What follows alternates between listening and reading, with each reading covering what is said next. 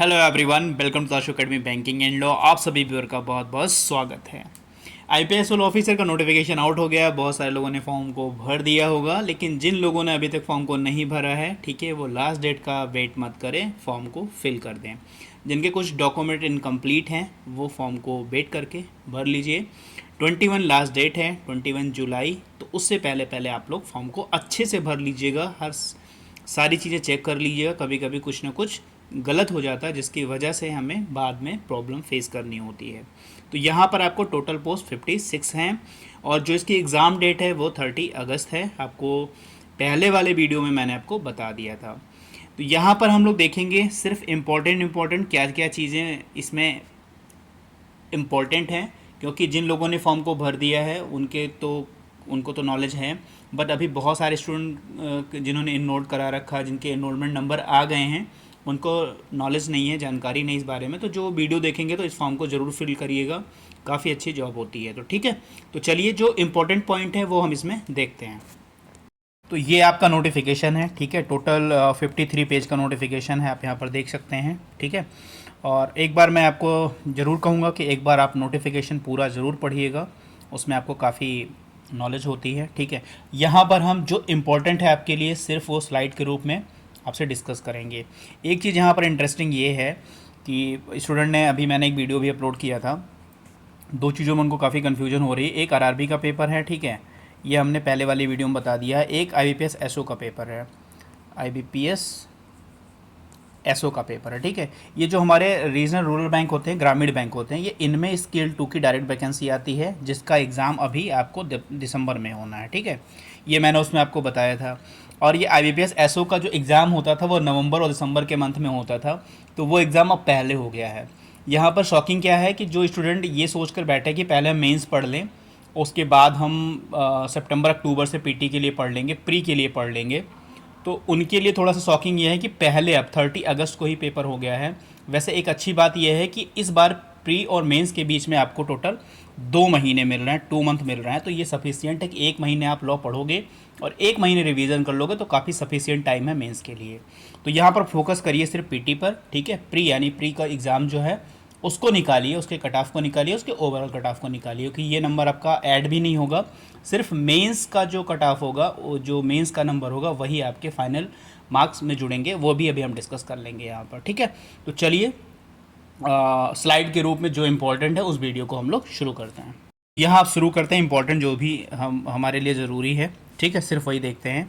तो ये देख लीजिए, आईबीपीएस पेपर आपको कराता है। इस वैकेंसी का जो नाम है वो आईबीपीएस, ठीक है, एसओ लॉ ऑफिसर है, ठीक है। अभी आगे आपको देखने को मिल जाएगा, एसओ लॉ ऑफिसर है। स्पेशलिस्ट ऑफिसर की जो होती है, ठीक है, उनमें एक लॉ का है, वो हम लोग यहाँ पर देखेंगे, ठीक है। तो इनमें जो है टोटल आप लोग जान लीजिए, टोटल 6 पोस्ट आते हैं, हर साल आते हैं, हर साल इनका एग्ज़ाम होता है। और यहाँ पर जो 4th नंबर का जो कोड है, ये लॉ ऑफिसर स्केल 1 का, ये हमारा यानी लॉ का है। बाकी और ये टोटल 5 पोस्ट आपको मार्केटिंग, एचआर पर्सनल, ये भी आपको वहाँ पर देखने को मिल रहा है। ये काफ़ी इंपॉर्टेंट है। यहाँ पर स्लाइड जो है, यहाँ पर आप लोग देख लीजिएगा। तो जो आपका डेट शुरू हो रहा है, ठीक है, फॉर्म भरना काफ़ी लेट है, ये मैं आपको बताने में काफ़ी लेट हूँ, ठीक है, थोड़ा समय का इशू रहता है। तो यहाँ पर देख लीजिए, 1 जुलाई से फॉर्म भरा जा रहा है और ये 21 जुलाई तक यानी 21 जुलाई तक आप फॉर्म भर सकते हैं। तो वेट मत करिए, अगर सब कुछ आपके पास कंप्लीट है, आप एलिजिबल हैं इस वीडियो को देखने के बाद भी, तो इस फॉर्म को, ठीक है, बिना डिले के इस फॉर्म को ज़रूर भर लीजिएगा। 21 जुलाई लास्ट डेट है। यहाँ पर फीस भी जमा करने की सेम डे है, आपको 1 जुलाई से लेकर 21 जुलाई तक के बीच में कभी भी आप सेम डे फीस पे कर सकते हैं और फॉर्म को सबमिट भी कर सकते हैं। जो आपका कॉल लेटर आएगा वो आएगा अगस्त के मंथ में, ठीक है। और जो एग्ज़ाम आपका प्री का होगा यानी पीटी का जो एग्ज़ाम होगा वो अगस्त के मंथ में ही होगा, 30 अगस्त को होगा। ये डेट पहले से डिक्लेयर कर दी गई है, ठीक है। 30 अगस्त को आपका एग्ज़ाम प्री का है, आईबीपीएस एसओ का। बाकी जो मेंस का कॉल लेटर आएगा वो सितंबर अक्टूबर के बीच में आएगा, और ऑनलाइन मेंस का जो एग्ज़ाम होगा वो नवंबर में होगा, ठीक है। रिजल्ट जो आपको मेंस का मिलेगा नवंबर में ही मिलेगा, और जो इंटरव्यू कंडक्ट होगा वो दिसंबर और जनवरी के मंथ में कंडक्ट होगा। तो समझ लो दिसंबर लास्ट या जनवरी के फर्स्ट वीक में ही आपका शुरू हो जाएगा, और जो अलॉटमेंट मिलेगा जनवरी और फरवरी के बीच में आपको अलॉटमेंट मिल जाएगा, ठीक है। तीसरी चीज़ यहाँ पर इंपॉर्टेंट ये है कि यहाँ पर कौन कौन से बैंक आप लोग देख लीजिए पार्टिसिपेट कर रहे हैं। तो टोटल यहाँ पे आई थिंक 11 बैंक हैं जो पार्टिसिपेट कर रहे हैं। इनमें से अभी मैं दिखाऊंगा कौन कौन से बैंक में वैकेंसी को रिपोर्ट किया है और किसने अभी तक वैकेंसी को रिपोर्ट नहीं किया है, और सीटें क्या बढ़ सकती हैं वो आगे आपको स्लाइड में देखने को मिलेगा।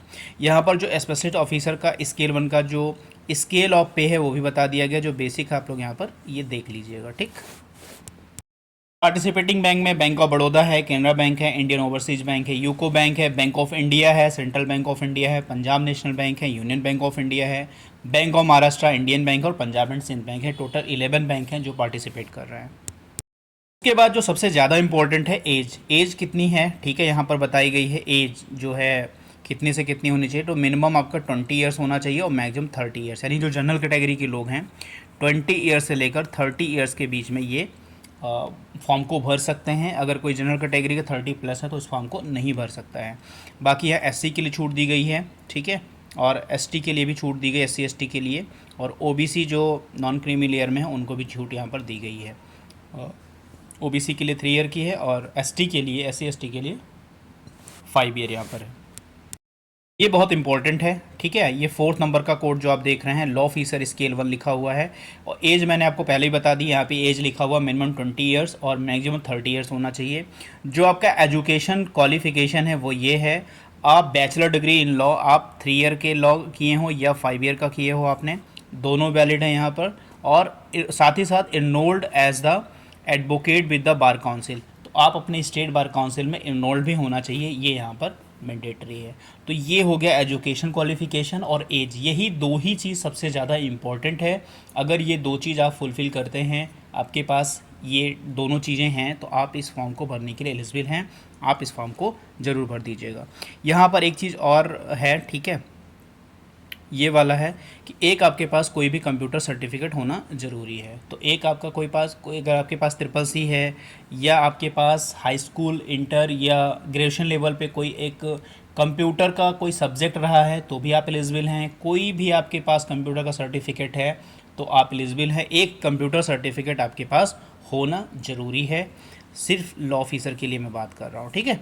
तो एक कंप्यूटर सर्टिफिकेट आपके पास होना ज़रूरी है।